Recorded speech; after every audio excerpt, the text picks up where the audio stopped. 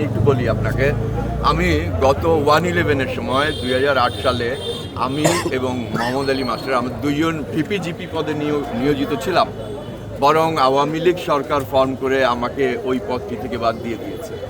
তো কোথায় আমি সুবিধাভোগী হলাম বলেন? হ্যাঁ, ঠিক আছে, বলতে পারেন আমার ঢাকা ইউনিভার্সিটিতে আমি পড়তাম, মানে ইতিপূর্বের ওই আওয়ামী লীগের এমপি ইকবাল হোসেন অপুও ঢাকা ইউনিভার্সিটিতে পড়তো, তার সাথে আমার সখ্যতা আছে। এখন সকল দলেরই সকল সাথে সম্পর্কিত থাকতে পারে, এখন তার মানে এই না ওই দল আমি কোনো পদ হোল্ড করি।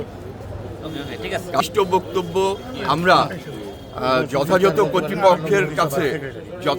কর্তৃপক্ষের কাছে আমরা দাবি করি ওই আওয়ার শরীয়তপুর পেজ ওই একটি যেই লিফলেট, ওই লিফলেটটি একই লিফলেট, নামগুলা লেখাগুলা চেঞ্জ করে এই ইগুলা করেছে, কি বলে, এই অপপ্রচারগুলা চালিয়েছে এবং পালং হরিসভা কেন্দ্রীয় মন্দিরের কমিটি গঠনকে কেন্দ্র করেই একটি স্বার্থান্বেষী মহল এই অপতৎপরতায় লিপ্ত থেকেছে বলে আমরা মনে করি, বাংলাদেশ পুজো উদযাপন মনে করি।